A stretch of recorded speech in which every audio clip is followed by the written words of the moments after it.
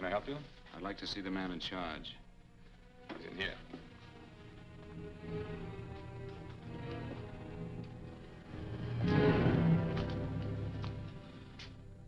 I want to report a murder. Sit down.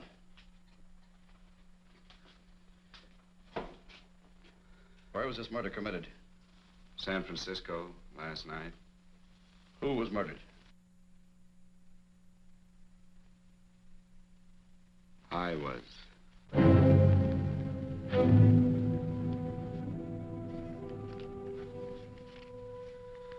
Well, do you want to hear me out or don't you, Captain? I don't have very much time. Your name Bigelow? Frank Bigelow? That's right. Answer the San Francisco APB. Send it direct to Inspector Bannon at Homicide. Tell him we found Frank Bigelow. Go ahead, Mr. Bigelow. Well, this involves some other people, Captain. A number of other people. You tell it any way you like. I live in a little town called Banning out on the desert. It's on the way to Palm Springs.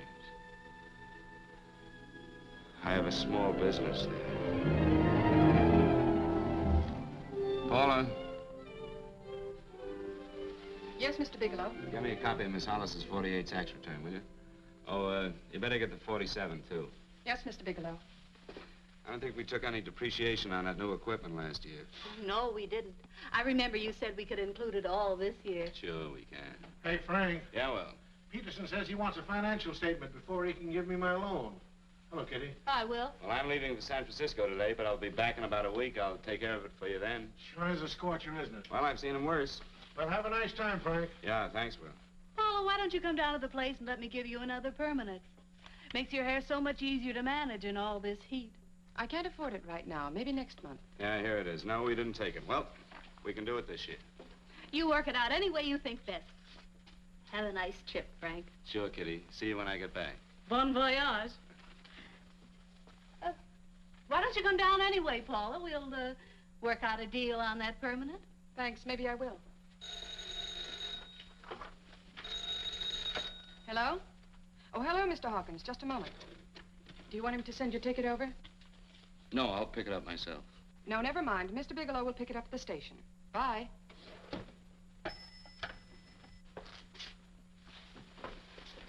I want to go with you, Frank. Now, Paul, I'm just going on a little vacation. You know that? You want to go without me, don't you? Be gone just a week. And I suppose you've just made up your mind to take this little vacation at 9 o'clock this morning? No, Paul. I meant to tell you about it a few days ago. I guess I forgot. Oh, you forgot. Paula, don't be like that. Don't be like what? You just drop a little announcement that you're going away. Not tomorrow or next week or next month, but today. No explanations, nothing. And I'm supposed to swallow the excuse that you need a little vacation. I just want to get away from town for a few days, that's all. Get away from this town or get away from me. Oh, Paula, please try to understand. How can you ask me to understand anything like this? No, I'm sorry, but I don't understand. Go to San Francisco, but don't expect me to be waiting for you when you get back.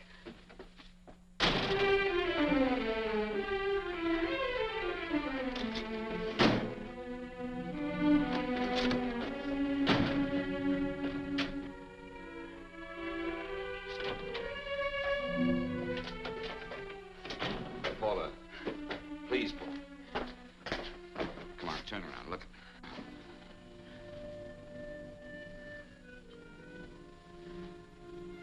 Come here. Why do you do this to me, Frank? Why can't you be honest with me? As honest as I am with you? Do you have to go? I have to go, Paula. I know what I'm doing. All right, go. Go anywhere you like. You can go to blazes for all I care. Paula. Paula.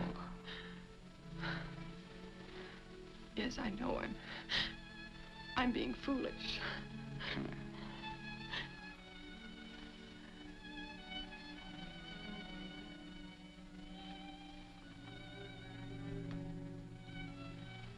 Come on, fix your face. We'll go down to Eddie's and have a drink. All right, why not?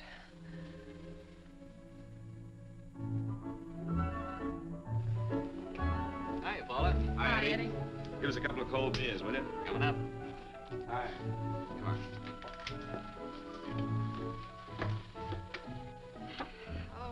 relief. This air conditioning feels good. I sure wish we had it in the office. It'd make working a pleasure. Well, if it stays this hot, don't bother going in the rest of the week. I win 2 races today. How many did you lose? And you would have to ask that. Kind of early for you two, ain't it? Too hot to work. That's what I like to hear.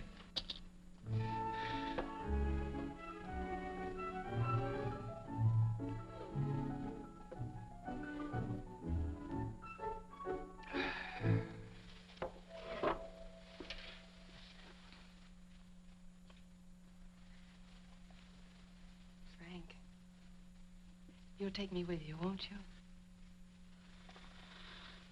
You will, won't you? Or am I crowding you? What do you mean, crowding me? Maybe you do need this week away alone. Maybe we both do. I know what's going on inside of you, Frank. You're just like any other man, only a little more so. You have a feeling of being trapped, hemmed in, and you don't know whether or not you like it. Look, Paula, I'm going to be honest with you. I care too much for you not to be honest with you. I'm as much concerned for your happiness as I am for my own. I know you've had one bad experience, Frank. I know all about it. But you don't know what it can do to 2 people, Paula. And the woman always gets hurt more than the man. I don't want you to get hurt, darling. More than anything in the world, I don't want you to get hurt.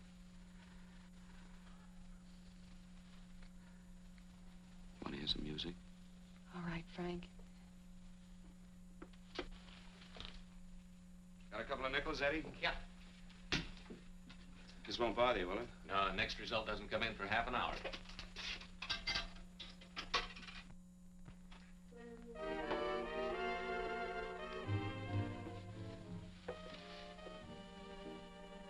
I thought that by now we'd be married. No, I'm not going to crowd you anymore, Frank. Go to San Francisco. I don't like it, but I'm convinced that you must go. I want you to be very sure, Frank. If it's right, and I believe it is, we'll have something really wonderful together. If it isn't, we should both know it as soon as possible.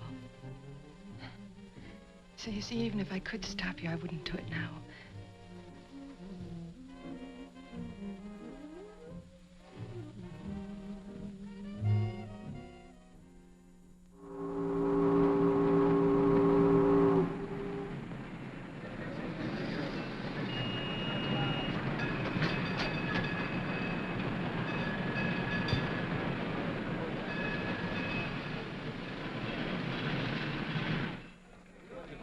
Yes, sir.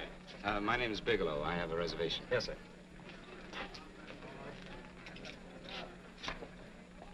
Here we are, sir. My name is Bigelow. I have a reservation. I have it, sir. It's a very nice room on the 6th floor, facing the bay. Thank Boy, this might help you enjoy your stay, Mr. Bigelow. It's a little booklet on how to have fun in San Francisco. Oh, thank you. Very welcome, sir. Thank you. Say, is it always like this around here? No, this is market week, and it's the last day, too. Boy, always around until you need them. Oh, 517? Thank you. Here's a message for you, Mr. Bigelow. Long-distance call came in about an hour ago from Banning, from a Paula Gibson. Oh, thank you. Very welcome. Show Mr. Bigelow to 618. Right this way, Slide.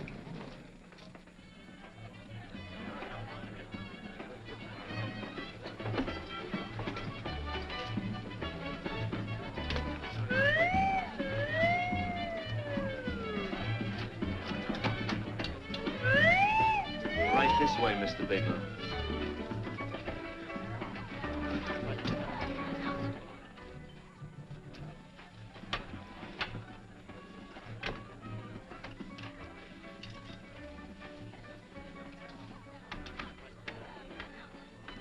Is there anything else, Mr. Bigelow? Oh, yes, you can get me a dime and hat and a package of razor blades. Yes, sir. Thank you. Oh, and, You can leave that door open. hello, operator. I want to speak to Miss Paula Gibson in Banning, California. Yeah, that's right. No, I'll wait. Hello? Hello, Paula. Oh, hello, Frank. How was the trip? Fine, just fine. Having a miserable time, I hope. Well, I don't know. I just got in. What was that? Market week. The place is crawling with traveling salesmen. You know, Charlie Anderson found out that you went away, and he asked me to go out with him. Oh, really? How did he make out? I'm considering it. Is that what you called to tell me? I'll have you know that this call is strictly business, Mr. Bigelow. Did a Mr. Phillips phone you? A Eugene Phillips of Los Angeles. No. He will. He phoned the office 3 times today. Said that he wanted to get in touch with you immediately. He said it's most urgent and imperative that he reach you at once. What did he want? I don't know. But he sounded deep, dark, and mysterious, and quite agitated about something. Phillips. Have we ever done any business with him? Not unless you've been keeping it a secret from me. I looked through all the accounts. Why did you tell him you could reach me here? You know I'm supposed to be on vacation. So you told me. And so I told him, dear heart. But the gentleman didn't seem to respect your temperamental moods the way I do.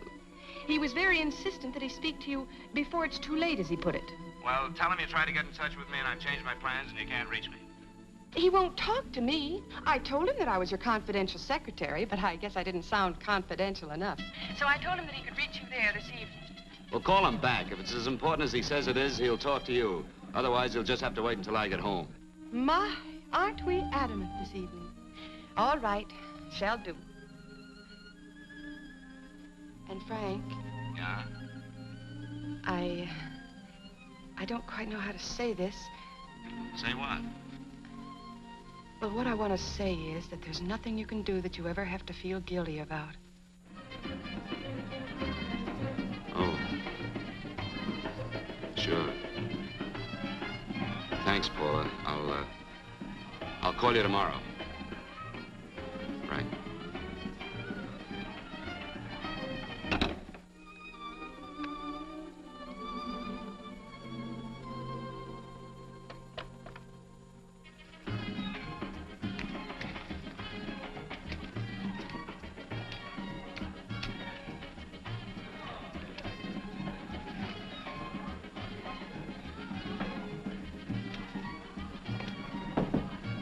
Oh, just put it there, please. You can keep the change. Thanks very much. Say, how long has this been going on? Well, it's been a madhouse all week, but they check out tomorrow. Oh? I thought you were with them. No, I'm just here on a vacation. Why does everybody come to San Francisco and tear loose? Excuse me. Say, I'm awfully sorry to bother you, but would you mind if I used your telephone? No, go right ahead. I'm just across the hall here. One of the boys is using my phone, and he's been on it for a half hour. I just want to call downstairs. Yeah, sure. Thank you. Room service, please. Hey, things really picked up the last few days, didn't they? You right up much business? Well, I'm not here on business. Oh, hello, room service? It's Mr. Haskell in 617. Yes, that's right. Would you send up 3 more bottles of bourbon and 2 scotch? Yes, that's right. Oh, and some more ice, too. Yeah. All right, thank you.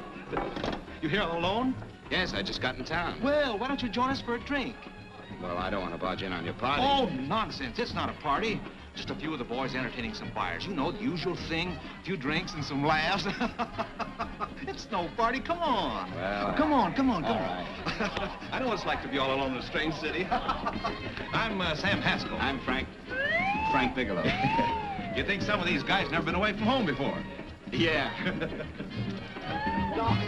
Hey, quiet down a minute. Hey, will you quiet down a second? I want you to meet Frank Bigelow. Hello. This is Jane Carlisle. Hello. Bill Welch. How are you, Mr. Wells? Glad to know you, Bigelow. Jane's the prettiest buyer in San Francisco. Oh, hey, I resent that. You don't think I believe him, Elaine? Well, he spreads that from coast to coast. Oh, gee. But it's good for my morale anyway. I'm George Cantwell. Glad to know you, Mr. Bigelow. Bigelow, yes. Right on much business? He's not here on business. Oh? Well, Well, why don't you get the man a drink before he dies of thirst? how about a little bourbon? Well, that's fine. Bourbon it is. Of course, Mr. Wallace. In fact, yes, Mr. Wallace. But, Mr. Wallace, I'll need at least a week in Cleveland to visit all my accounts. I can't figure on being in Philadelphia until the 17th. Eddie, will you get off the phone? I want you to meet Frank Bigelow. How are you, Gus? That's his boss. He's been trying for an hour to get his expense account boosted. Yeah, the way this guy holds on to a dollar, you'd think they weren't printing them anymore. Yes, Mr. Wallace. I'm leaving here the first thing in the morning. Yes, sir. Oh, keep your hips loose, Harry, like this. Oh, yeah. How's he doing? Oh, there's nothing wrong with Harry's rummer. The 2 years ago at the Murrays wouldn't cure. I know. Wait a minute. I was doing all right there. This is Sue and Harry Brandis. Hello. Good to Sarah, meet glad you. How are you? Where'd you find her, Sam? On a dance marathon? She's Bourbon. Really? Oh, thanks. Say, I'll bet you could do the rumba. Well, a little, but I'm kind of rusty. Anything would be an improvement after Harry. Oh, how do you like that? Well, here goes. Hey, you're good. Oh, my wife, she's a good dancer, isn't she, Bigelow? Oh, yeah. Hey, fellas, I thought you were going to show us a good time tonight. Is this doing the town? That's right. We practically bankrupt our stores to buy everything you've got. Then you keep us in this hotel room. I agree. This is my last night to howl before I go back to being a dutiful housewife. Well, it looks like we're stuck, boys. This is where we blow all our commissions in one night. Who cares? Who cares? And you're coming with us, Bigelow. Oh, no, thanks. You run along. I've got to get unpacked and have dinner. Oh, no, you're not going to get away from me. Now that I found a man who can dance, I'm going to hang on to him.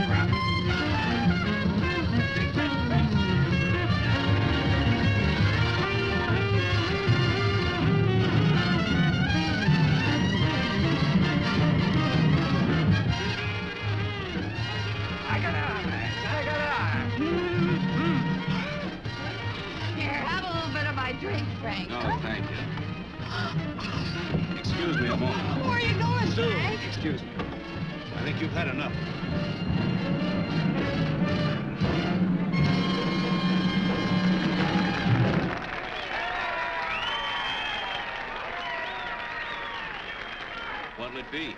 Bourbon and water, no ice. Nice, quiet place you got here. Wait till they hit the pitch in about an hour. That's when they really go out of their minds. Who's the blonde? Oh, she's one of the chicks that hangs around here. She's jive crazy. Come again? Oh, you ain't hip, pal. Jive crazy means that she goes for this stuff. Just between you and me, I don't get it either, but I gotta listen to it. They're all connoisseurs, music lovers. Me, I like Guy Lombardo. What's the matter with him? Oh, he's flipped. The music's driving him crazy. Come down, Jack. Oh, don't buy me, man. I'm being light. Is the blonde alone? Oh, sure, society. She always comes in alone. Drives a big convertible, wears a mink coat, but knows everybody. But she always comes in alone. Thank you. I wanted to kiss you. I tried to... Give me another blast, Leo. What's your story, Jeannie? Easy.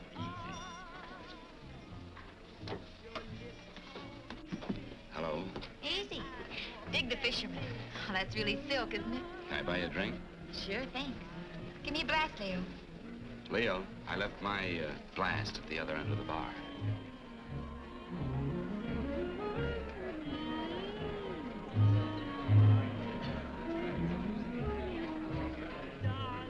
My name's Jeannie. What's yours? Frank? I've never seen you here before, Frank. Well, I've never been here before.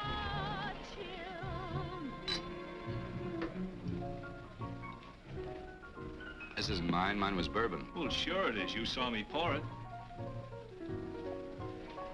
Give me a fresh drink. Anything you say. Oh, listen to that piano. Feel those vibrations. You don't get your kicks out of this, do you? I can live without it. Why do you stay here? I don't know. I bet I know. You're lonely in a big city. Oh, you don't have to go into a routine with me. I like good company, too.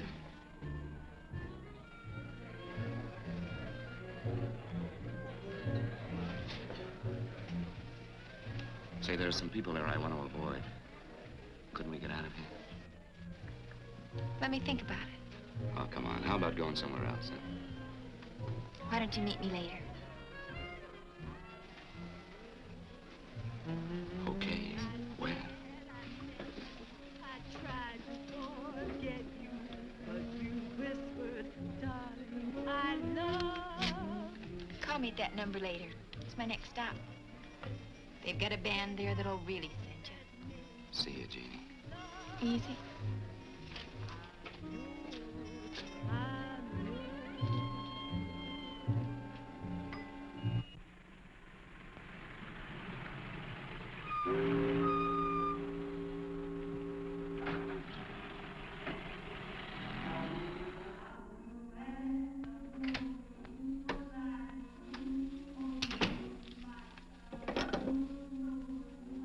Never mind, operator.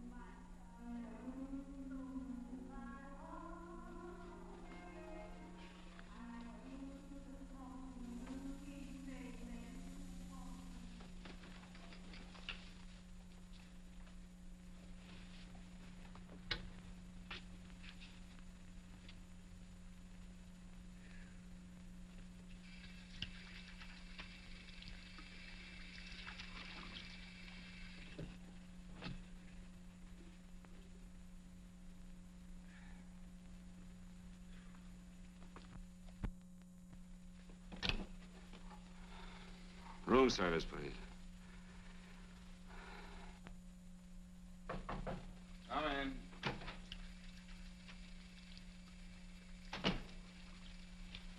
Be right with you, waiter. Yes, sir. Rest well, sir? Yeah, sure. May I? Go ahead. It's on there for you. Thank you, sir. Would you like anything else? No, thank you, that's all. Waiter, Yes, sir. take this away.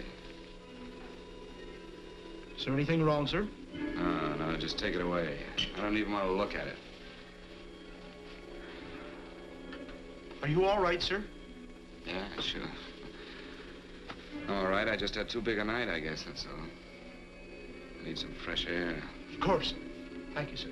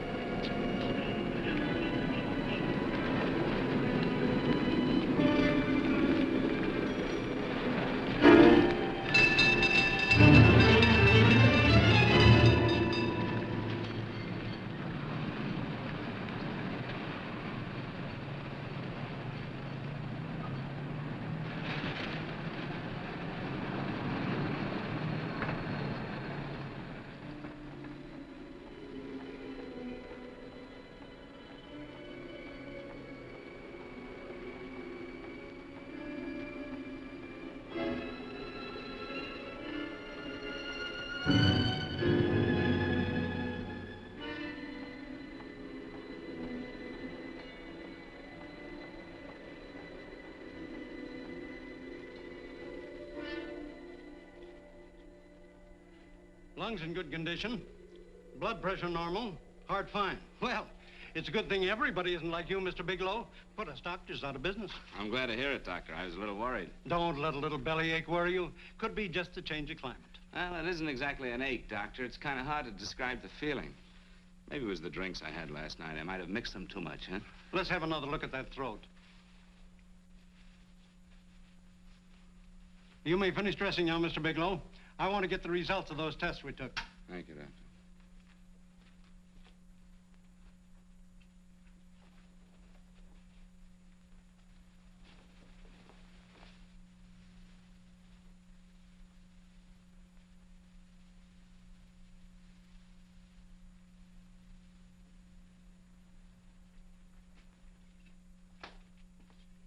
Mr. Bigelow, this is Dr. Schaefer. Hello, Doctor. How are you? Sit down, Mr. Bigelow. According to the information you gave Miss Wilson, you're not married, Mr. Bigelow. That's right. Do you have any relatives, family, anyone in San Francisco? No, no one. I don't know a soul in San Francisco. Where is your home? What is this, Doctor? Why all the questions? You're a very sick man, Mr. Bigelow. Sick? But you told me I was in good shape. Yes, I know. But my preliminary examination didn't reveal your true condition. You sound as if it's pretty serious, Doctor. It's extremely serious. I want you to understand that we wouldn't tell you something like this unless we were absolutely certain. Well, of course, of course. You must steel yourself for a shock, Mr. Bigelow. Well, go on, Doctor. What is it you're trying to tell me? Our tests reveal the presence in your body of a luminous toxic matter. What is that exactly?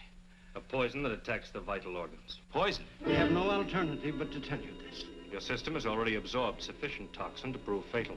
I wish there was something that we could do. What do you mean, wish? You mean there's nothing? There is nothing anyone can do.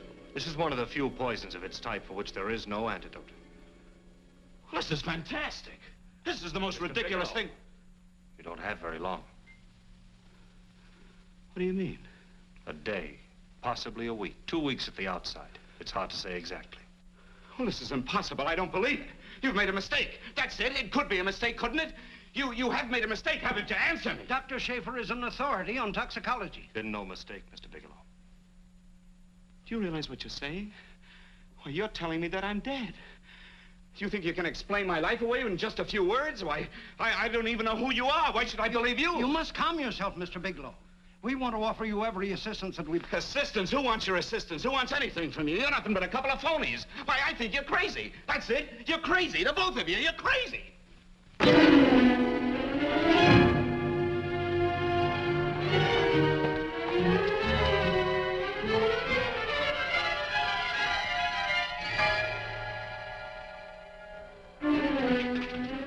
Where's the doctor? You just come in. Come on, tell me what... You have to go submitting before you come Get out here. of Doctor, here. doctor. What's the trouble here? What's the matter with you? Doctor, I want you to examine me for luminous poison. Come right in here.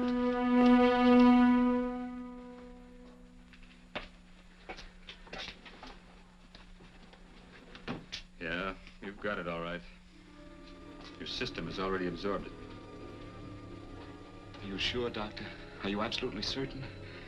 Couldn't there be some mistake?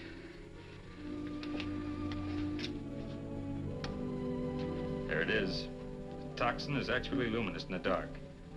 Now, there's no doubt about it, Bigelow. I don't feel sick. My stomach is just a little bit upset. Maybe it's not as bad as you think, Doctor. That's characteristic. With a heavy jolt, you go suddenly in a matter of hours. But if the stuff is taken in a lesser degree, you last a while, and then...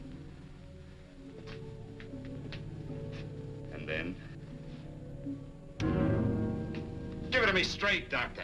Well, a number of things are involved. The systemic condition of the individual, the amount consumed, exertion. Yes? You won't feel too badly for a while. Then it will happen suddenly. A day, 2 days, a week at the most.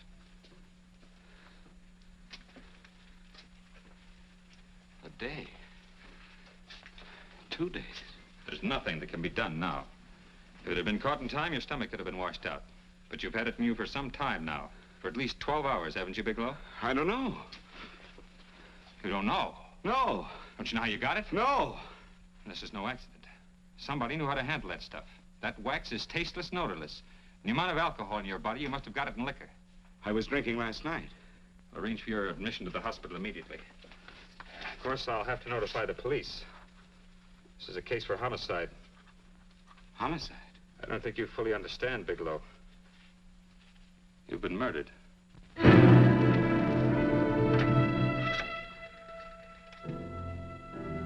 Get me police headquarters, please. Homicide Bureau.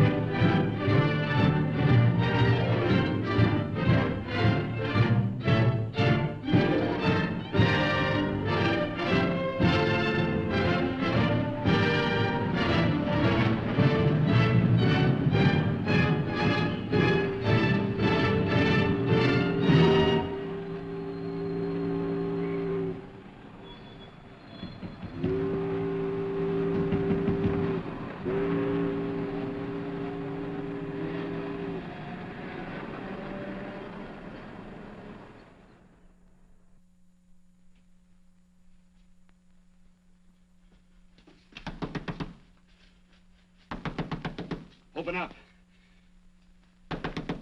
Open this door, I tell you. Open it up or I'll break it down. Where are those men? Where are those men who were here last night? I don't know. There are no men here.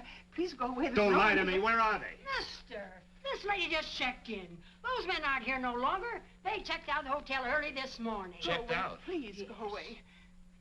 I'm sorry. I'm terribly sorry.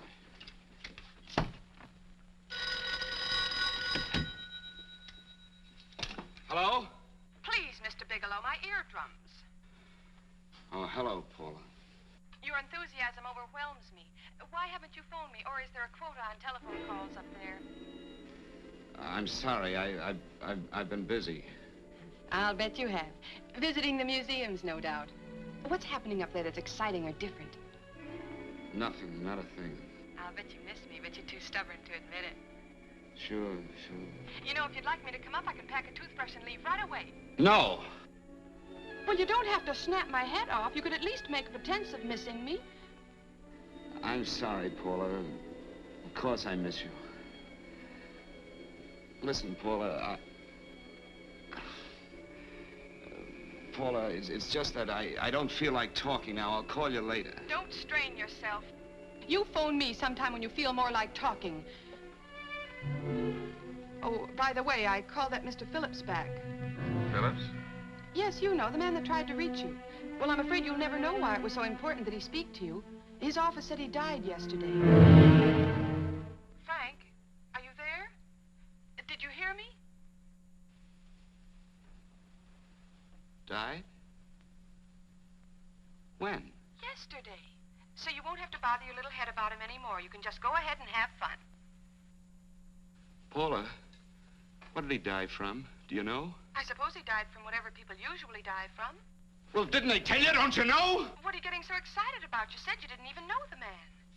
Listen, where's his office located? What difference does it make? You can't talk to him now. I told you the man's dead. Paula, will you stop talking so much and tell me where his office is? All right.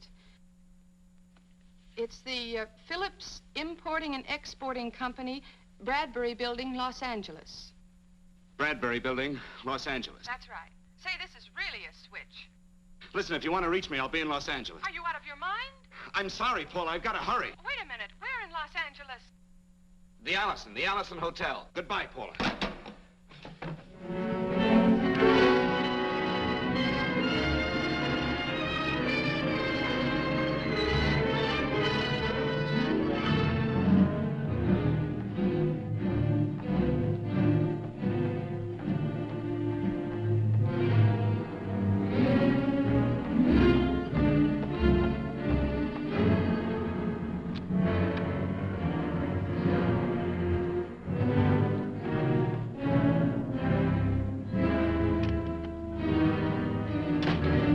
To see someone in charge here. What is it in regard Well, to? it's a personal matter. It's quite urgent. Perhaps Mr. Halliday can help you. Who's he? He's our controller. Your name, please? Bigelow. Mr. Bigelow to see you. Send him in. Go right in, please. That door.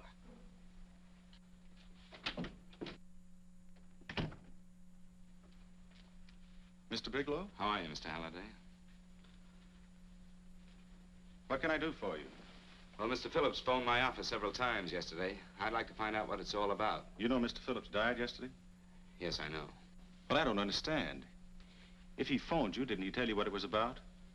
Well, he didn't speak to me. I wasn't in my office at the time, and he wouldn't tell my secretary. Well, I'm afraid I can't be of much help, Mr. Bigelow. I've no idea why Mr. Phillips tried to reach you. I'm sorry you had to make the trip for nothing. How do you know I made a trip? I didn't say anything about making a trip. I merely said he phoned my office. My office could be here in Los Angeles. Miss Foster, Yes? didn't you mention something yesterday about Mr. Phillips speaking with Mr. Bigelow in San Francisco? I said that he had phoned Mr. Bigelow's office in Banning, but that Mr. Bigelow was staying at the St. Francis Hotel in San Francisco. I'm sorry you misunderstood me. Do you know why Mr. Phillips called? No, I don't. All right, thank you, Miss Foster. You can understand that we've been somewhat upset around here. Now, if you don't mind,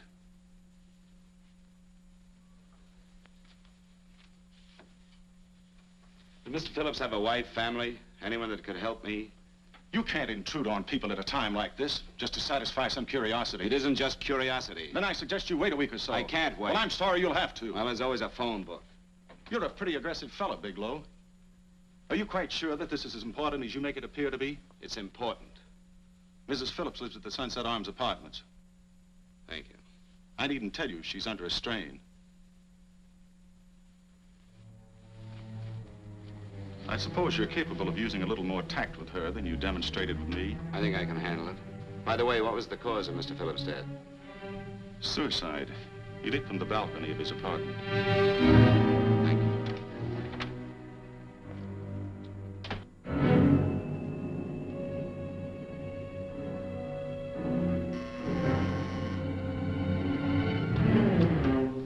Come in, Mr. Bigelow.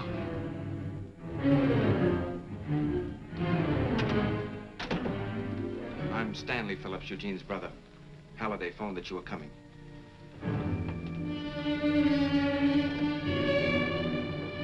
This is my sister-in-law, Mrs. Phillips.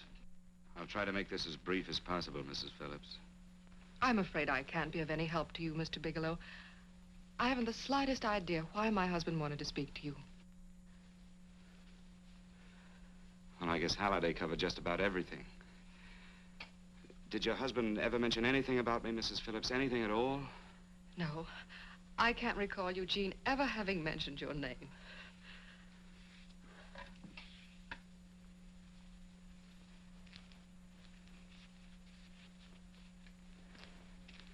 I hate to ask you this, Mrs. Phillips, but it's of vital importance to me. Do you know why your husband committed suicide?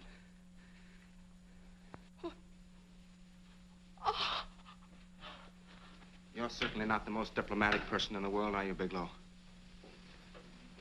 Were you a friend of my brother's? I never met him.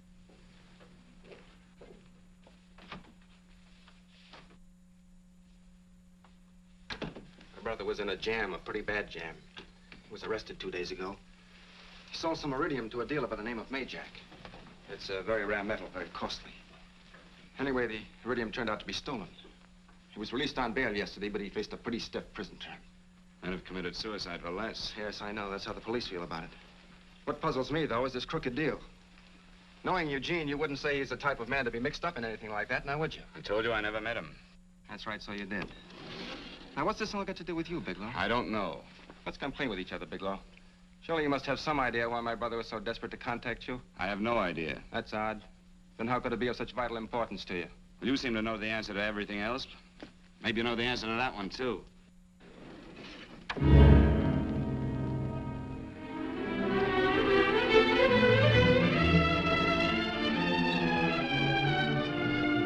There's a message here for you to call operator 82 at Banning. Oh, thank you. Show Mr. Bigelow to room 821. Say, would you have the operator put this call through to my room right away? I'll take Yes. it up there. Thank you. Hello, operator. Here you are. I'll call you if I need anything. Thank you, sir. Hello, Paula? Well, Sinbad, I'd just about given you up for lost. Now, do you mind telling me just why you rushed down to Los Angeles? I can't explain it to you just now, Paula. I just can't explain it. What's going on, Frank? You don't even sound like yourself. Well, I'm just a little tired, Paula, that's all. But I miss you. Oh, Frank. I can't tell you how good it is to hear you say that. And here I was worrying that I'd lost my charm. When are you coming home, Frank? Soon, Paula.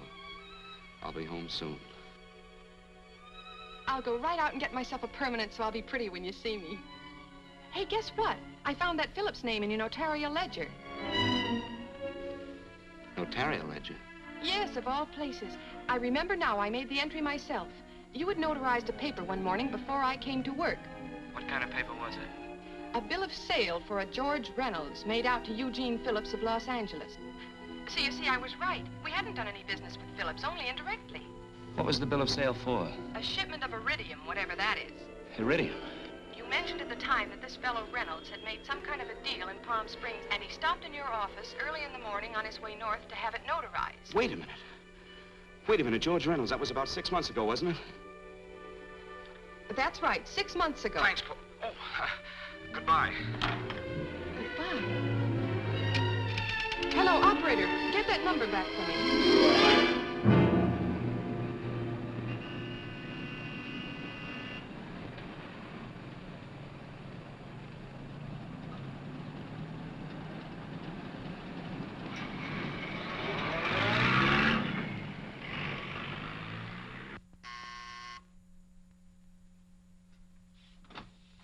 I've got to talk to you, Mrs. Phillips. Please, go away.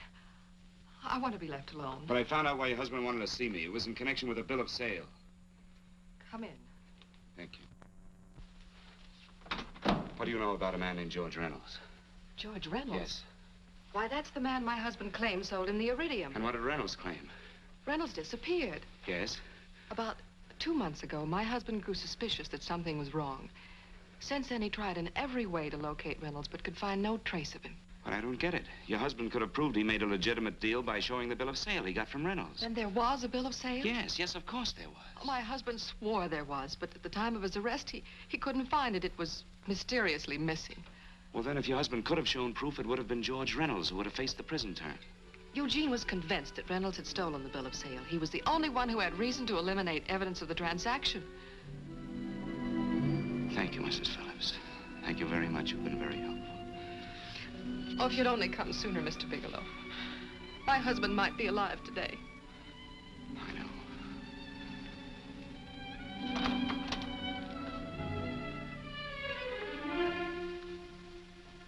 The only thing thing that puzzles me, Mrs. Phillips, is that you haven't asked how I knew there was a bill of sale.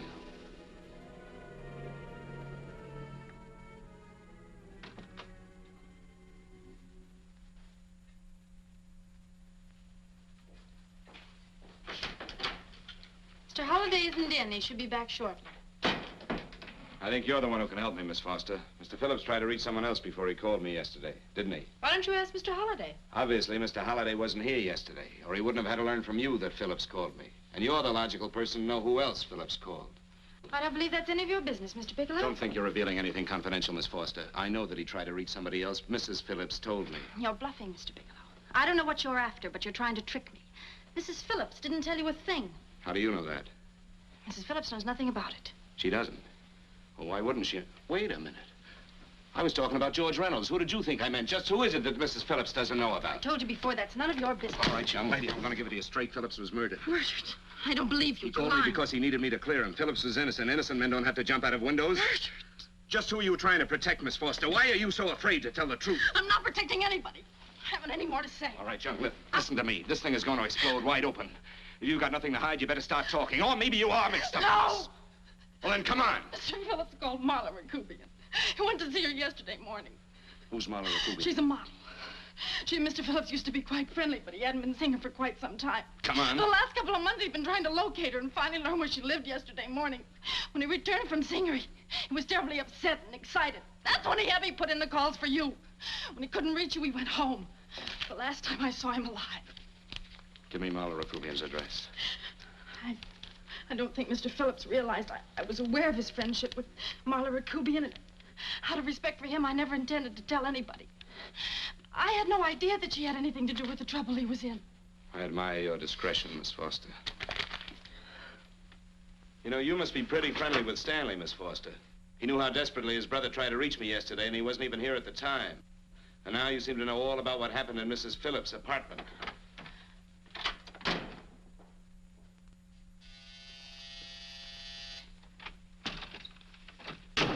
Miss Rakubian? Yes?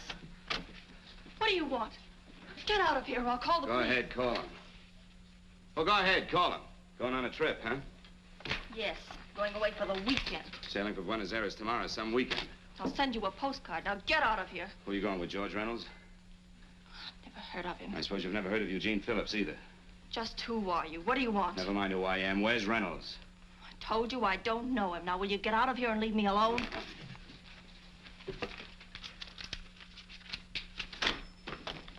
So you never heard of George Reynolds, huh? And don't try to tell me that this isn't him because I've seen him. If you think you can scare me, you're crazy. Look, I know that Phillips came here yesterday. And right after he left, he was pushed out of a 6-story window. Pushed? Phillips committed suicide. Your playmate Reynolds murdered Phillips. Then he went up to San Francisco to get me. Because I knew about a certain bill of sale. I don't know what you're talking about. You're in this right up to your pretty little neck. I'm not mixed up in anything. Get your hands up. Drop that picture on the couch. Turn around. Don't get any ideas because I'm not afraid to use this. Give me your wallet.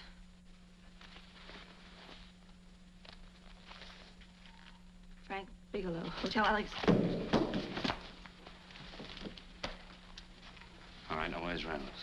I don't know. I don't know where he is. Is that what you told Phillips yesterday? I told him exactly what I'm telling you. I haven't heard from him in months. Yeah? You're mighty careful of the picture of a man you haven't heard from in months. What does the Ray stand for? It was a pet name. Do you mind? Oh, it sounds very cozy, Miss Rakubian.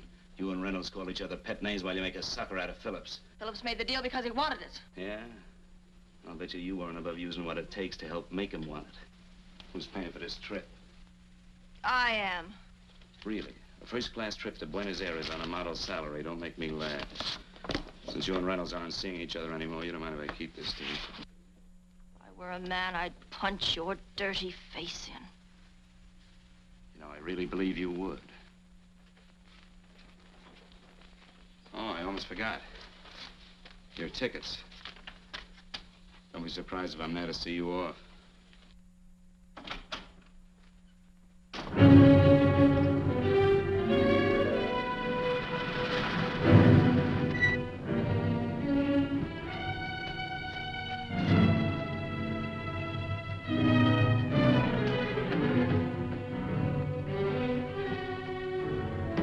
Angelo. Angelo!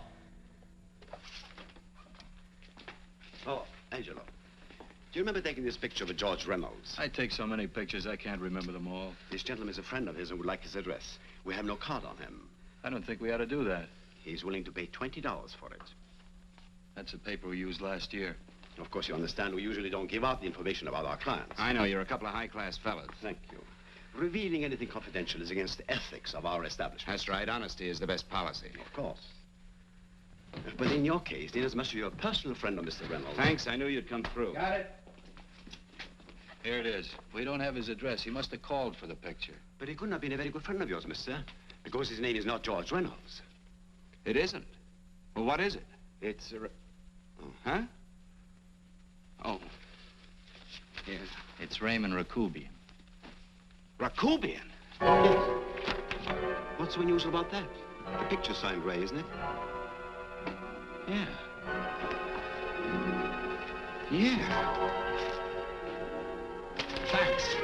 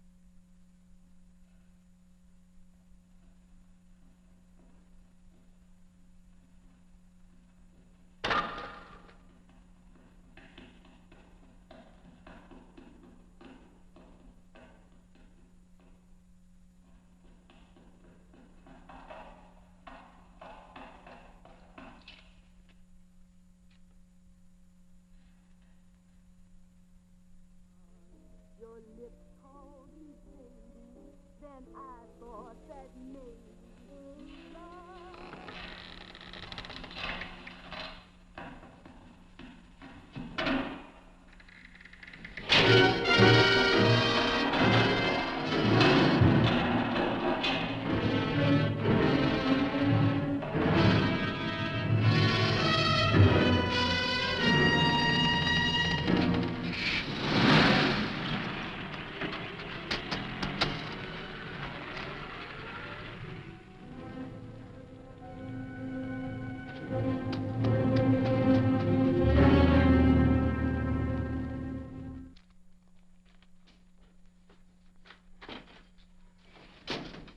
Bigelow, are you all right?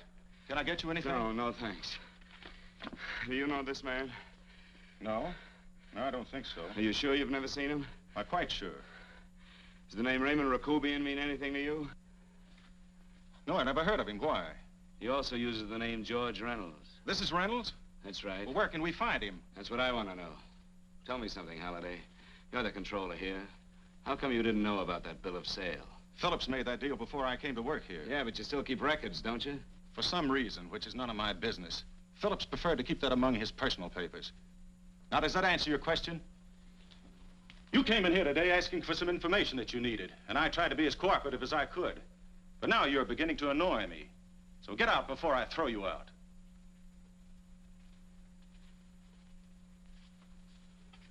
You know, you really frighten me.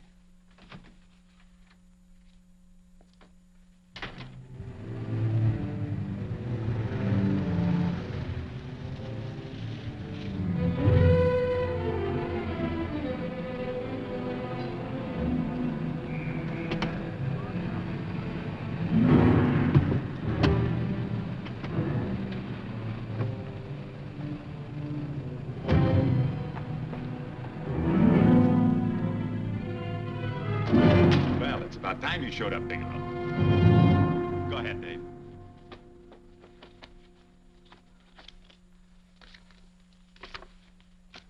Real cute, ain't you, Bigelow?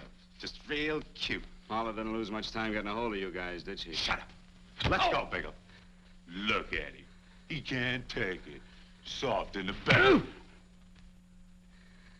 You do that again and I'll kick your face.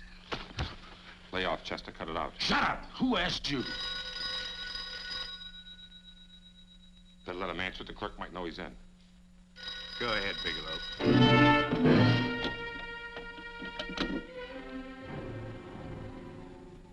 Hello? Frank. Frank, why did you hang up on me? I've been trying to get you for hours. I'm sorry, Paula. I was in a hurry. Well, don't be in such a hurry this time. You didn't give me a chance to finish what I had to say. I wanted to tell you that McGowan was in hollering his head off because you didn't go over the books. Tell McGowan to get another auditor. Sure. Sure, I'll just do that little thing and lose the best paying account we've got. Do as I tell you, Paula. Frank, are you drunk? Paula, how much we got in the bank? About $2,200. Draw it out tomorrow. Sure. Then what do? Skip town without paying our bills? Forget the bills. You know that coat you always wanted? Buy it. You are drunk. You know, if I didn't have such a good character, I'd be tempted to take advantage of your intoxicated state, Mr. Bigelow. I'm not drunk, Paula. Well, then don't tell me that one day away from me can affect you this way. Cut it short. Paula, Yes? I'm sorry I left you. I never realized how much I love you. But I know it now. Oh, Frank, darling, I love you too so very much. Please come home. I miss you terribly. I said cut it short. I'd just love to let you have it, Bigelow. Let's go, Chester. This guy's kept us waiting long enough now. Walk in front of me, Bigelow. And keep your mouth shut. If you so much as look cross-eyed at anybody, I'll blow the back of your skull out.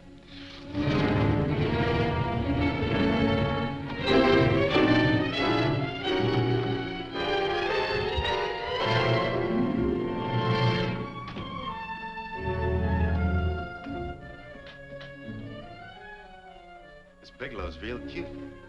He wanted to get tough with Chester. He don't know Chester. Did you get the picture? Don't I always get what Mr. Majak sends me after? Majak? That's right. I'm the dealer who bought the iridium from Phillips. I get it. You have Rakubian unload stolen stuff on Phillips with the help of Marla here, and then you buy it back from him. Oh, you certainly made a sucker out of Phillips. What is it, Mr. Bigelow? Exactly what is on your mind? I'm looking for Raymond Rakubian. Why? Well, now, Marla here has told you everything else. I'm sure she must have told you that, too. You don't expect me to believe this conversation. So, what is on your mind? I mean, underneath. You forced your way into my affairs, and now I want to know why. I just told you. I'm looking for Raymond Rakubian. Don't get cute. I'm just itching to work you over. Soft in the belly. Can't take it. See what I tell you?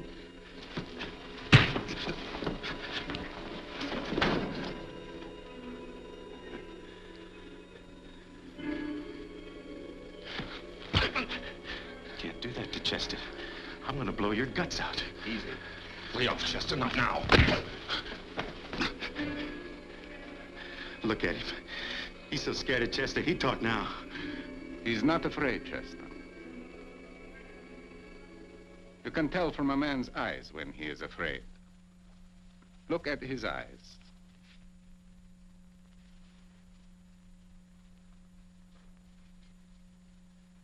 Oh!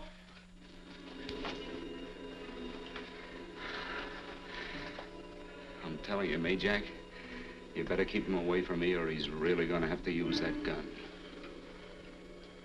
Go away, Chester, please. Do what I tell you, my boy. Please. And help Dave.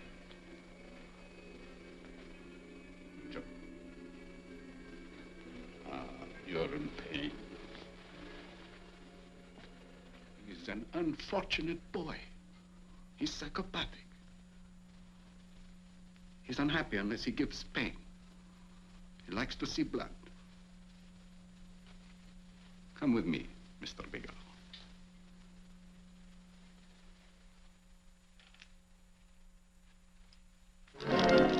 Raymond Rakubian was my nephew. He could not possibly have tried to kill you. He's been dead 5 months.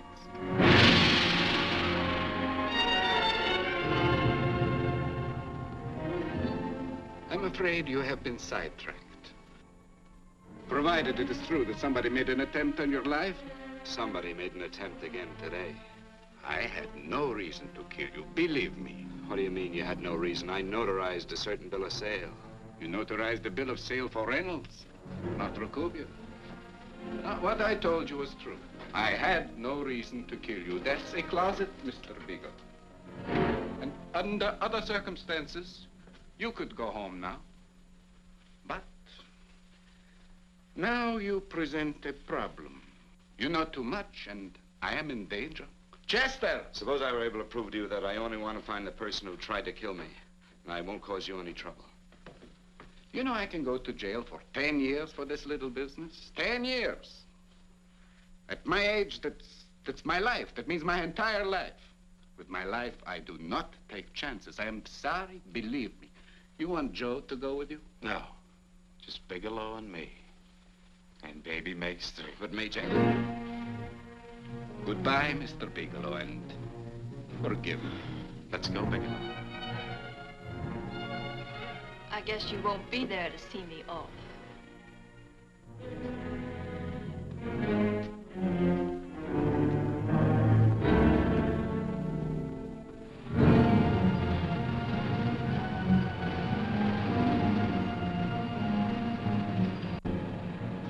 You tried to make a boob out of me in front of Major. You shouldn't have done that, Bigelow. I don't like that. I'm going to enjoy this, Bigelow. I've done jobs like this before. I knocked off guys I could like. But I don't like you, Bigelow. I never liked that puss of yours from the minute I seen it. Yeah. I'm going to enjoy this.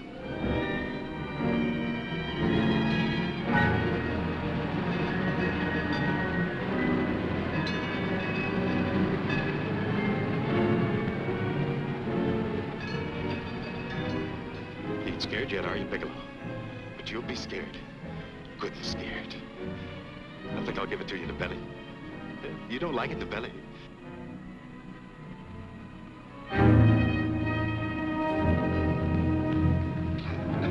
Good. Try it. I'd just love you to try it, Bigelow. Why don't you try it? Go ahead.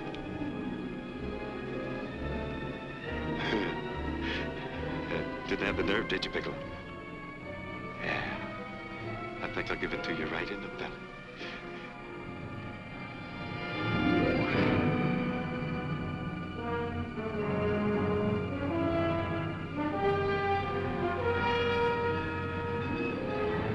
It takes longer when you get it in the belly. It's nice and slow. That's the way I want to see you go, Bigelow. Nice and slow.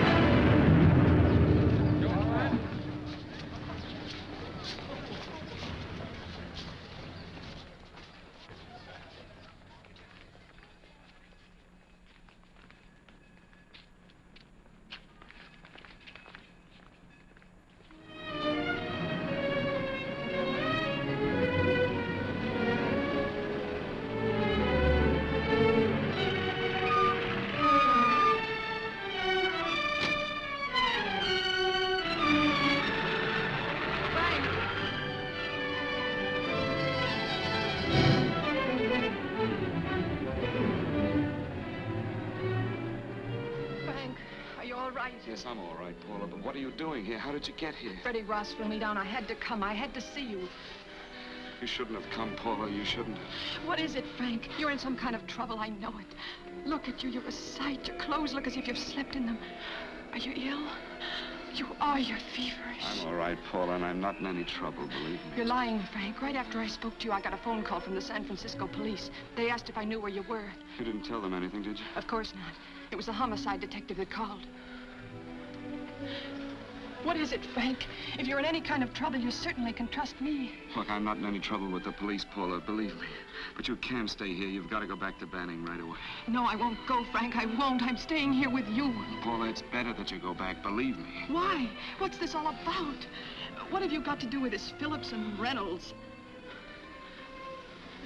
Phillips was murdered. What could that possibly have to do with you? All you did was notarize a paper. You've notarized hundreds of papers. I know. All I did was notarize one little paper out of hundreds. Frank, you frighten me. You don't even act like yourself. I know that you're in trouble, that something is wrong, that you're in serious trouble. You frighten me, Frank. Oh, don't be frightened, Paula. Don't ever be frightened of anything again. Will you promise me that? I love you so much, darling, more than you seem able to understand. Oh. I never really knew happiness until I loved you. Sometimes when I used to be afraid that you weren't sure how you felt, I tried to hold back, but I couldn't. Losing you would have been losing everything. There would have been nothing left. Don't, Paula, don't. Now I'm afraid again. Somehow I feel that I'm going to lose you, but there's nothing I can do about it. I feel so helpless. You're leaving me out of something. Tell me, Frank, what is it? Give me a chance to fight back. Just give me a chance, please. You do love me, don't you? Oh, yes, Paula, I love you. I never was more certain of anything in my life. I wasn't sure before. I was a little blind, I guess, but believe me, I'm sure now. Can you understand that, Paula? I understand. A man can be like that, Paula. Something has to happen. It can be a big thing or a little thing, but it can make him realize how much someone means to him, how much he really loves her. Oh, and I love you, Paula. More than I ever thought it possible to love anyone in the world, I love you. Then why won't you tell me about this trouble you're in? Why won't you try to let me help you? You can't help me, Paula. You don't want my help. Oh, Paula, there's nothing you can do. Will you believe me? So will you please go home, please? No, Frank. I won't go. I know you're in trouble. I can't leave you like this. All right, Paula, look, wait for me in the lobby of the hotel, and I'll be back for you soon, I promise. You promise? You're yes, sure? Paula, I promise. Is that a new outfit? Yes. Oh, it's beautiful.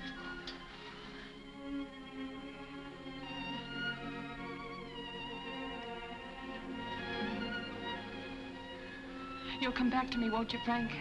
Yes, Paula, I'll come back, I promise. Please hurry, darling. Oh, I love you. I love you, Paula.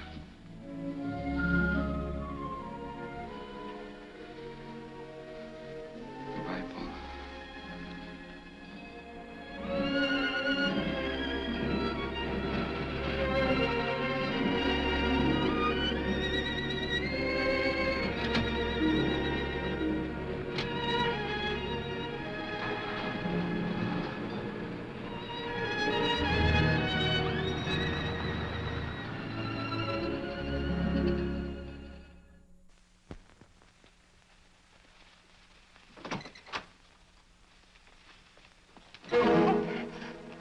Stanley here? You sure? All right, get in there. I'll get Stanley on the phone. Tell him to come over here right away. Use any excuse you want. What are you going to do? What was Stanley going to do when he used me for a clay pigeon today? I don't know what you're talking about. Don't act innocent with me. I fell for that once. I don't know what you mean. I told you everything you wanted to know this morning. Yeah, you told me just enough so I'd get sidetracked and wouldn't know that Stanley was the one I was after. Stanley? Oh, no. You and Stanley have been together on this from the start. Now, come on, get on that phone and call him. Don't let him know I'm here. Bigelow.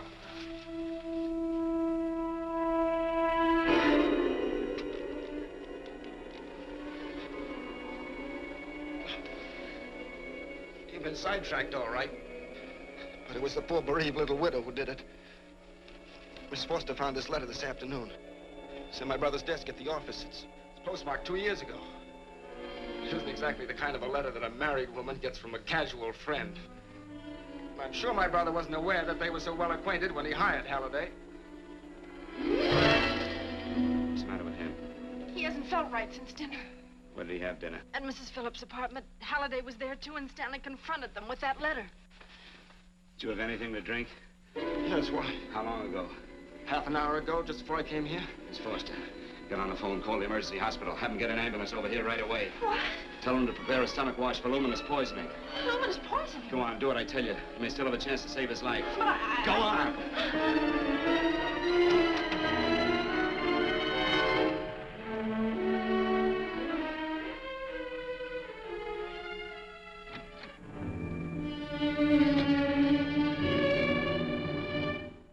I found George Reynolds, Mrs. Phillips.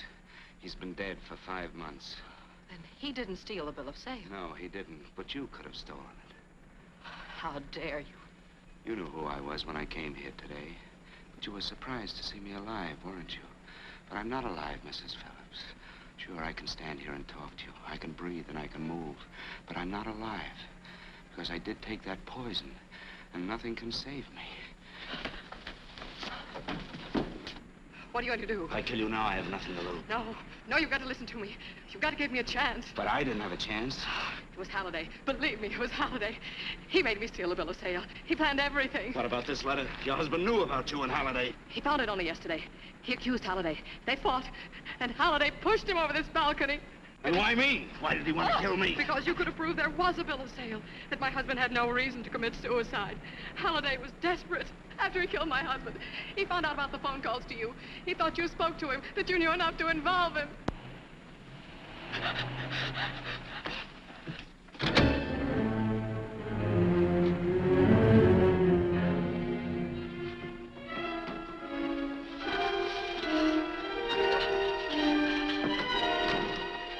Where's Halliday? Where is he? He's in the office. This time you don't warn him.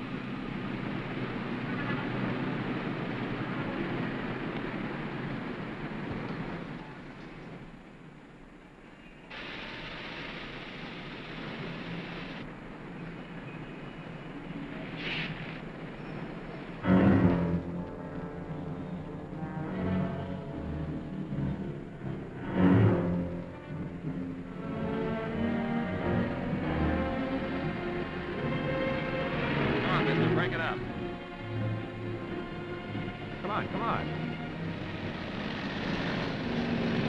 Come on, move along. Come on, let's break it up. Move along now. Let's get going. Come on.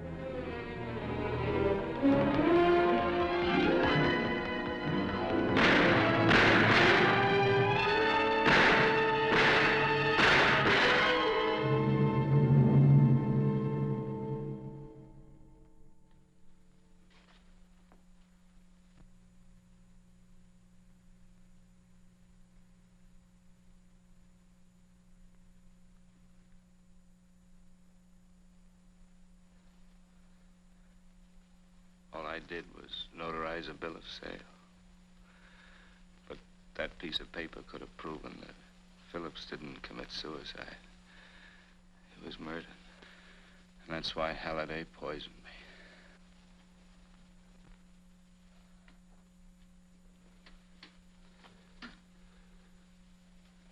Would you?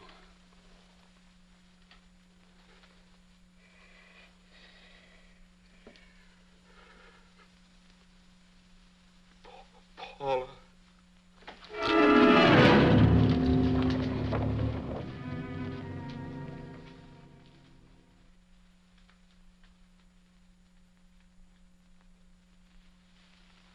Call the morgue.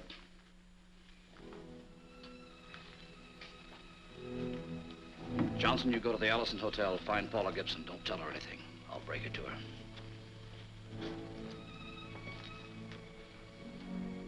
How shall I make out the report on him, Captain? Better make it dead on arrival.